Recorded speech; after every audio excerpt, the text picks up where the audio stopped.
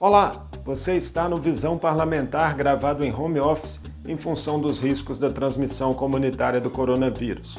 Neste programa, eu converso com a deputada Beatriz Cerqueira, do PT, presidenta da Comissão de Educação da Assembleia. Vamos falar sobre os impactos da pandemia do coronavírus na educação pública do Estado.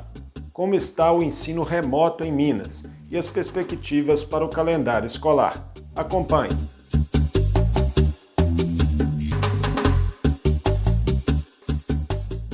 Deputada Beatriz Cerqueira, o ensino remoto na rede pública mineira começou no último dia 18 de maio, com teleaulas pela Rede Minas e um aplicativo para interação entre alunos e professores.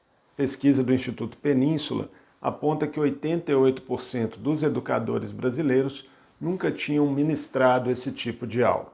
Já é possível fazer um balanço das primeiras atividades no Estado? Como foi a preparação dos professores mineiros? Na primeira semana de atividades não presenciais impostas pela Secretaria de Estado da Educação, o balanço não é promissor. A proposta que não foi construída com a participação de setores importantes que elaboram sobre educação, como a própria categoria, como os departamentos de educação das universidades federais, como o Fórum Estadual de Educação, enfim, não houve participação na construção, na elaboração do que seriam as propostas de educação durante a pandemia. O balanço não é promissor porque é um modelo que exclui. Esse modelo excluiu não só na elaboração, como agora exclui no cotidiano. As crianças estão excluídas, na sua maioria, por não terem condições de acesso à internet, por não terem acesso ao sinal da Rede Minas, por não terem dinheiro para pagar a apostila, porque em muitos lugares esse material ele é pago, excluídas por uma completa ausência de metodologia que consiga dialogar com a vida prática, com a vida concreta dessas crianças e adolescentes. É um modelo que conversa com ansiedade, existe uma ansiedade das famílias pelo retorno das atividades, e é através dessa ansiedade que a Secretaria está impondo um modelo que traz exclusão, aprofunda desigualdades. Os profissionais da educação não só não ajudaram na construção, como também não tiveram um processo de formação e estão sendo obrigados a utilizar seus dados pessoais, obrigados a utilizar sua internet pessoal ou fazer dívidas para aquisição de instrumentos de tecnologia para que consiga dar conta de uma demanda ao qual não é responsabilidade dele, porque tudo isso foi de uma forma muito, além de imposta, uma forma de muito pouco diálogo, fazendo com que a categoria tenha que acatar decisões sem as quais ela não teve nenhuma participação. E também a comunidade escolar também não. Na rede privada, grande parte das escolas começou com o ensino à distância logo após a interrupção das aulas, enquanto alunos da rede pública ficaram quase 2 meses sem atividades. Dados da Unicef mostram que 4.800.000 crianças e adolescentes brasileiros não têm acesso à internet. A pandemia reforça essas desigualdades? O que é possível fazer para minimizá-las? Nós estamos numa situação excepcional, completamente anormal. Nunca vivemos uma pandemia, nunca precisamos discutir isolamento social e, portanto, também nunca precisamos fazer a suspensão das atividades escolares como enfrentamos nesse ano de 2020. A situação de excepcionalidade, ela precisa ser tratada com todo este cuidado. Não adianta nós termos uma ansiedade pelo retorno à normalidade se essa ansiedade levar a mais mortes, mais contaminação, aglomerações. Então, acho que é importante que nós tenhamos esse cenário também no caso das atividades da educação básica. Eu queria fazer uma observação que a rede particular ter atividades não quer dizer necessariamente a continuidade de um processo de aprendizagem. A educação básica, fundamentalmente, ela é presencial. Qualquer atividade em casa é uma atividade que complementa aquilo que é presencial. Quando você não tem a atividade presencial, o processo de aprendizagem ele não acontece de forma efetiva e de forma plena, né? Então, uma complementação sem a atividade presencial, eu tenho dúvidas, né, da eficácia que a gente tem no senso comum de que a rede particular estaria em melhores condições por estar fazendo essa complementação. Educação básica é atividade presencial, é isso que nós precisamos compreender. Sem o professor, sem a professora, não acontece o processo de aprendizagem. O pai e a mãe não substituem esse processo e metodologicamente essas atividades não presenciais pouco contribuem para o processo de aprendizagem.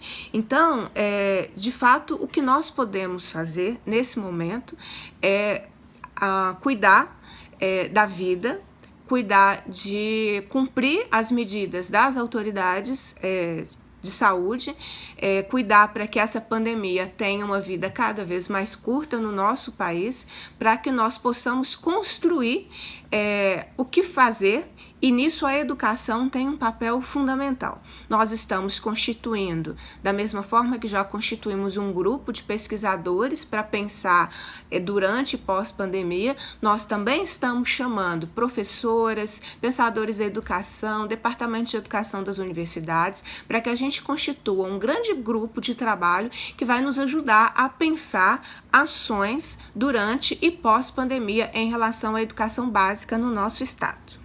O MEC e o INEP anunciaram a decisão de adiar o Enem após muita pressão da opinião pública para dezembro ou janeiro do ano que vem. Na sua avaliação, deputada Beatriz, a medida é acertada? Como ela pode impactar no calendário escolar e no início do próximo ano letivo? O Enem se vincula essencialmente aos concluintes do ensino médio. Se nós estamos com as atividades paralisadas, as atividades presenciais paralisadas, o calendário letivo terá que ser reorganizado. Não faz o menor sentido a manutenção do calendário anterior à pandemia de realização das provas do Enem. A manutenção do calendário só reforçaria um processo de desigualdade e de exclusão, considerando a suspensão das atividades presenciais escolares da educação básica. Então, acertada a medida do adiamento, não compromete o ano letivo, porque o ano letivo ele terá que ser reorganizado, né? E o Enem ele precisa estar conectado à realidade da educação básica, que hoje é a da suspensão das atividades presenciais. No final de abril, o Conselho Nacional de Educação aprovou, durante a pandemia, a oferta de atividades não presenciais em todas as etapas de ensino.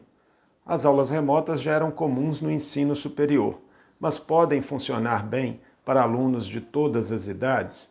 Qual a importância das atividades presenciais e do convívio social para cada grupo? A educação básica é presencial. O processo de aprendizagem se faz de forma presencial, com a efetiva atuação da professora. A nossa profissão não estuda tanto para nada. Há metodologias, há dinâmicas, há um processo de aprendizagem que requer a intervenção da professora. A escola contribui exatamente para esse processo de civilização que nós fazemos parte. O convívio social faz parte do processo de ensino-aprendizagem, um processo que inclui valores, um processo que inclui saber viver em sociedade, saber esse processo de convivência que também faz parte da educação.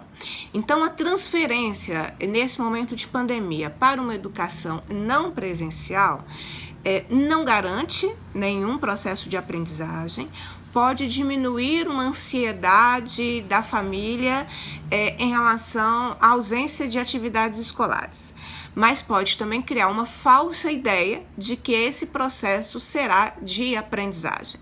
A aprendizagem se dá com a presença da professora e não por uma tela de computador e não por uma tela de TV.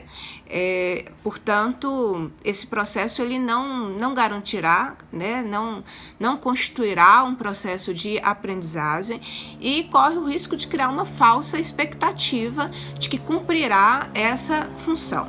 a professora é essencial, a escola é essencial e, portanto, o que nós precisamos fazer é preservar essa importância da escola no pós-pandemia, reorganizando o tempo escolar, a dinâmica, o processo de aprendizagem, de forma que crianças e adolescentes tenham tudo aquilo que lhes é de direito.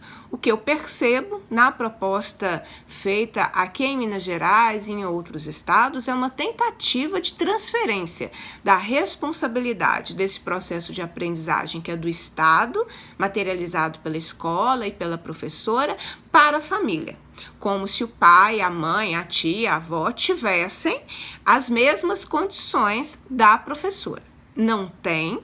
À distância, não é possível fazer a intervenção no processo de aprendizagem e, portanto, isso causará mais estresse à família, mais ansiedade à criança ou adolescente, uma sensação de exclusão para quem não conseguir pagar a apostila, para quem não conseguir assistir à Rede Minas, para quem não tiver os dados de internet suficientes, para quem não tiver o bom celular para baixar o aplicativo, criará uma sensação de exclusão, uma exclusão que poderá, no pós-pandemia, resultar em mais evasão. Então, todo esse processo não presencial, ele é um processo que requer aí uma preocupação e, mais importante, esses processos eles não foram construídos nem com quem está na ponta, que é a professora, nem com os gestores, com os diretores de escola e nem com todos que elaboram e discutem e pesquisam educação, que são as nossas universidades.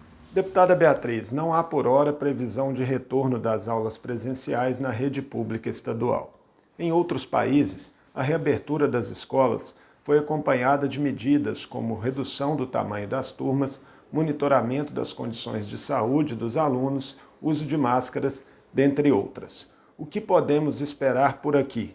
Quando e como viabilizar a retomada das atividades presenciais? É preciso que a sociedade articulada possa pensar o pós-pandemia, não da forma como está sendo feito em Minas Gerais.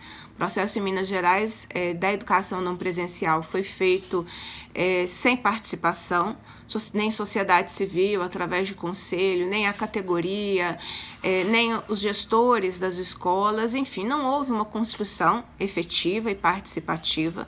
O pós-pandemia não pode ser feito da mesma forma. Nós não retornaremos nas mesmas condições de fevereiro, início de março, que foi até quando nós tínhamos atividades escolares.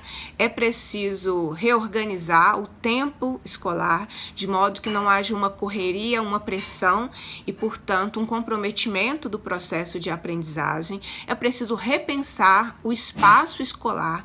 Turmas com 40, 50 alunos não serão mais possíveis no pós-pandemia. Várias iniciativas precisarão ser tomadas. E é exatamente por isso que nós estamos constituindo um grupo de trabalho, convidando departamentos de educação, professoras, pessoas que pensam a educação no nosso estado, para de forma coletiva, solidária e com os dois pés na realidade, para que nós possamos pensar esse pós-pandemia e possamos, à luz do poder legislativo, construir propostas. Então, além desse processo de crítica ao que está sendo feito por parte da Secretaria de Educação, nós estamos assumindo aí uma responsabilidade de construção. Então, é um grupo coordenado por mim, pelo professor Cleito e pelo professor Betão, e que então assumimos essa tarefa de construir propostas para esse pós-pandemia, propostas à luz das várias experiências, dos vários olhares e de um processo democrático, que é assim que a escola e a educação, e a política educacional precisam ser pensadas. Essa foi a edição do Visão Parlamentar com a deputada Beatriz Cerqueira, do PT, presidenta da Comissão de Educação da Assembleia. Falamos sobre os impactos da pandemia na rede pública estadual e as aulas remotas recém-iniciadas. Efeitos do coronavírus sobre outros setores serão abordados nos próximos programas. Obrigado pela companhia e até lá!